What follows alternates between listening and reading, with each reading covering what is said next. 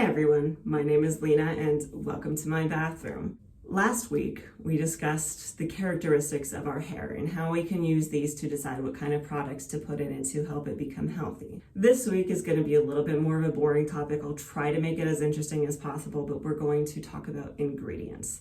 The ingredients in our products that are going to help or hurt us reach our healthy hair goals.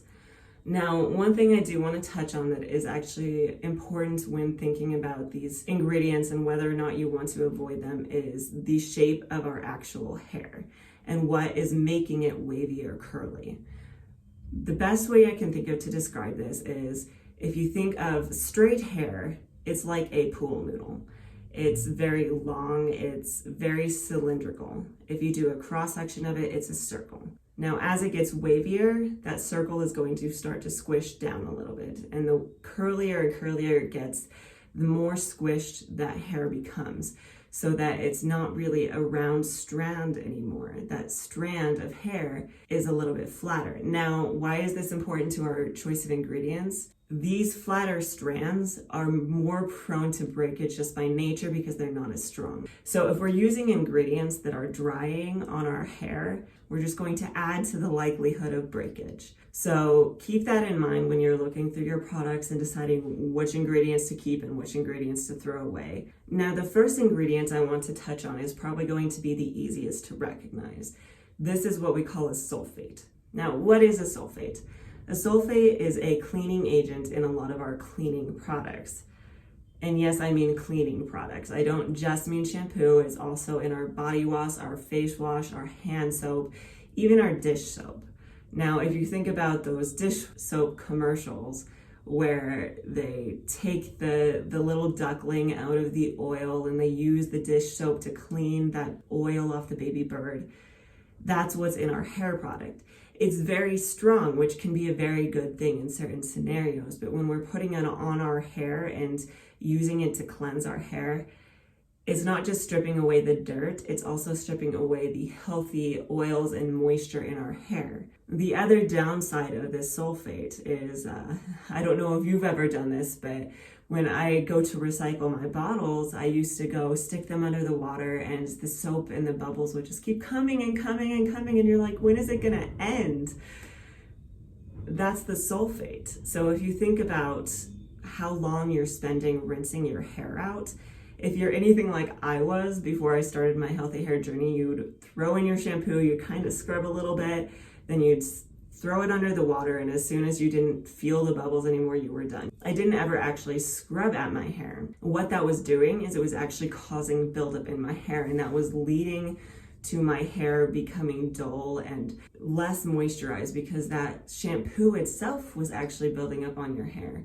So as much as the shampoo is meant to cleanse away any buildup, it was actually adding to it because I wasn't cleansing my hair properly. And one thing about this too is if this shampoo is drying out your hair, this is going to cause more frizz and is going to take away that moisture, which is going to take away any definition you have. So just keep that in mind when you're looking at your products. And again, sulfate is pretty easy to spot in your ingredients list. The two most common sulfates are sodium lauryl sulfate and sodium laureth sulfate. And these are the two harshest, but if it says sulfate at the end of it, it's probably kind of harsh. So I would just avoid it and find something that says sulfate free. And the other benefit of sulfate free as well is if you have colored hair, the sulfates are actually stripping some of that dye away. So using a gentler shampoo is going to be better on your dyed hair. Now, my hair right now is not dyed. This is my natural color. But I used to dye my hair kind of the color of this rose back here, kind of a wine red. And when I used sulfate in my shampoo, it would dull that color really quickly and it would make it just look lifeless. So keep that in mind when you're reaching for your shampoo. The next thing I want to touch on is silicones. Silicones are a pretty common ingredient in our hair products. Sometimes they're in our shampoo. Most commonly, they're going to be found in your conditioners, your curl creams, sometimes your leave-in conditioners, and they are a little bit harder to spot.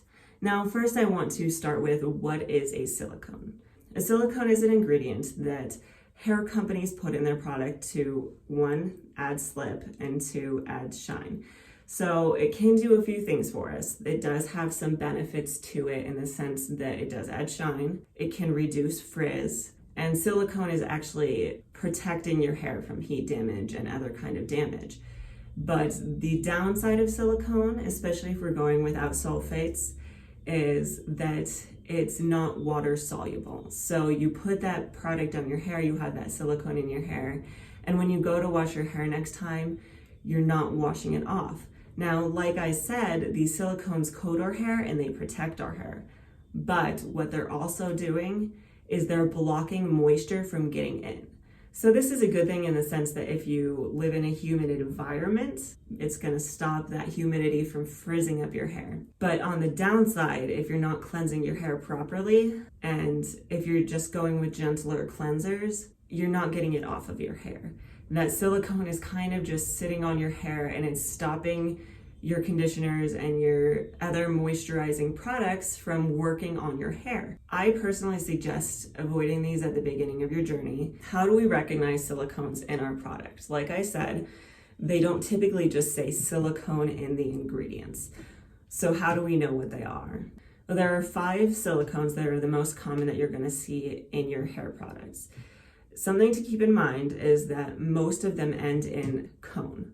So the 5 most common are dimethicone, amidimethicone, dimethiconol, cyclomethicone, and let's see if I can pronounce this one properly, cyclopentacillazane. So if you see these in your products, I would probably go ahead and put it to the side and reach for something else for the time being. The next ingredient I want to touch on really quick, and this is a quick one, is something called a paraben. A paraben is a preservative that manufacturers put in our products to help with the longevity of them so that they will have a longer shelf life. Some studies have shown that these parabens do have connections to certain types of cancer, so I would just avoid them. Better safe than sorry. Now the next one I want to touch on is alcohols. I'm going to go ahead and go over 2 types of alcohol. Now, the most obvious is that a lot of alcohols are very drying. If they're in our products, they're actually drawing that moisture from our hair and drying it out. But there are actually some alcohols that are moisturizing. So if you see alcohol in the ingredients list, don't immediately throw it away. See what's the name before it is, because that's going to tell you whether it's a moisturizing or a drying. Now, the most common ones that you're going to see that are drying are going to be your ethanol and your isopropyl alcohol, and then also SD alcohol. So there are actually some alcohols as well that are fatty or moisturizing. Now, the most common are cetyl and ceteryl, and then there's actually also lauryl alcohol. And if these are in your products, they're actually going to be moisturizing for your hair. So you do actually want to look for these. And if you see ceteryl alcohol in your product, don't be afraid. It is actually going to benefit your hair. Another ingredient that I did want to touch on is oils. I've mentioned this in previous videos, but oils can be used in our products to help seal the moisture into our hair. Now, there are actually, again, several types of oils. Some of them are going to be moisturizing and some of them are going to be sealing. So it's not a bad idea to kind of get a general idea of which ones are which, so that when you're reaching for a product, you know if this is going to seal it or if it's going to moisturize it. So I'm going to go through some of the most common here to just touch on these so you can keep an eye out for them. There's a few things you probably want to keep in mind when you're reaching for these oils is, one, some of these are pretty heavy. So if you have wavy hair or loose curls, it can weigh your hair down if you use some of these oils, if you have looser curl patterns. So if you do have a looser curl pattern and you decide to go ahead and reach for an oil, just keep moderation in mind. The other thing to keep in mind too is, especially with a gentler cleanser, that some of these can cause buildup, especially if you're using too much of it. So that's something that you want to consider as well. I'm not going to go into any specifics of these actual oils. For now, I'm just going to kind of list some of the moisturizing ones and some of the ones that are more sealing. So for your moisturizing oils, you're going to probably want to reach for coconut oil, sunflower oil, mango oil, palm oil, grapeseed oil. And grapeseed oil is actually one of the lightest. So if you have waves, this is a really good one to reach for. There are also other kinds of oils, and these oils are going to be moisturizing, but they are also going to seal your hair.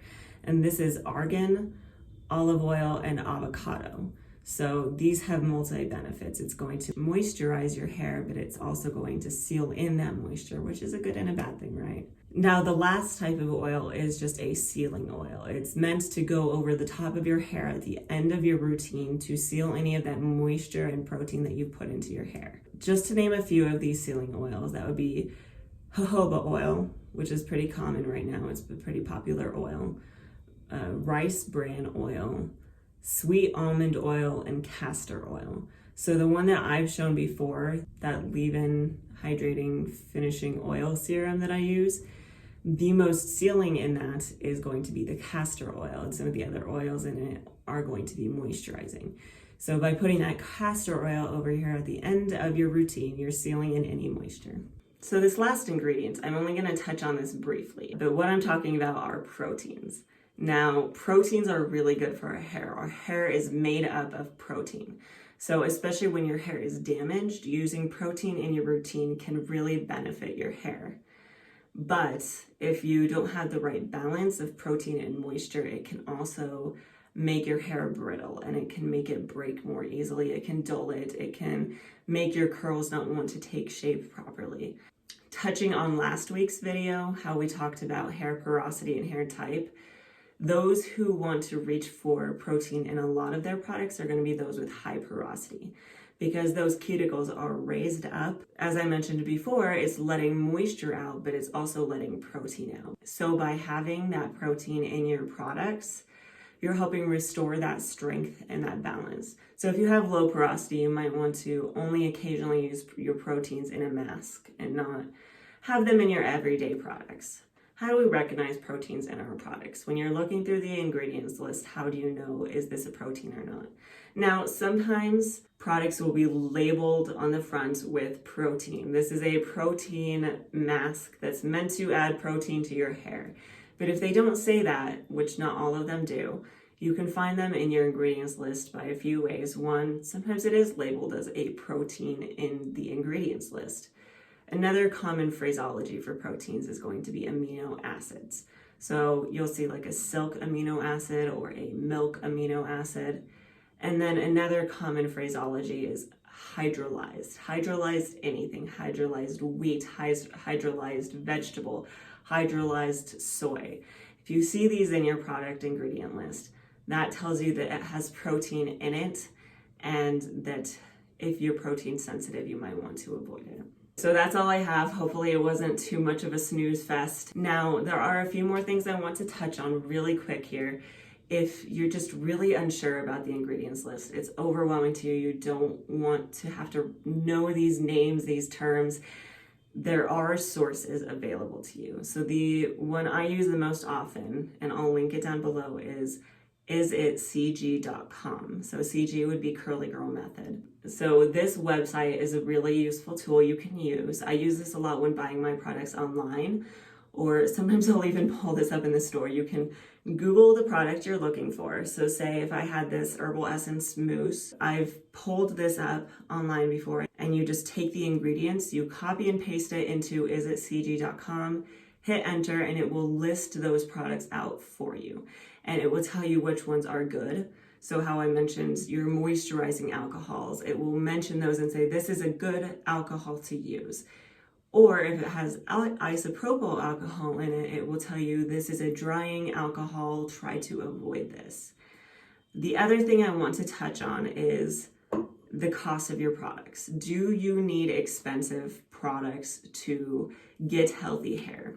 For the most part, I would say no. There are benefits to more expensive products, but especially when you're starting on your hair journey, I would definitely suggest starting with some of the cheaper ones just to get on the right foot. You don't want to spend a lot of money on your products and then just fall off the wagon and never use them. You can find products that are silicone-free, sulfate-free, paraben-free, low on proteins, all these kind of things, healthy alcohols in them. you can find these products for cheaper. You don't have to go and buy $30 shampoo. So unfortunately, there is no one thing to keep an eye out, no one product that's going to magically make your hair healthy. It's just conscious decisions on picking out our products that will help us get to a place where our hair is healthy and beautiful and shiny. And on that note, these are all just suggestions. A lot of them are rules that you can break. But I do strongly suggest, especially if you're just starting on your journey, to avoid the sulfates and the silicones and things like that until you get your hair healthy and you know when you can break those rules and how to do it in a healthy way, how to get rid of that buildup. And if you're interested, I can make another video on any of this stuff in the future. If you want more clarification on proteins, on the different benefits of oils, if you want any information on when to use these ingredients and when it's okay to break these rules, if you want any information on any of this, any clarification, feel free to leave a comment down below and I will get to it, as well as if you'd like to see another video that goes into it more in depth, I'd be more than happy. Just let me know and I will see you next time.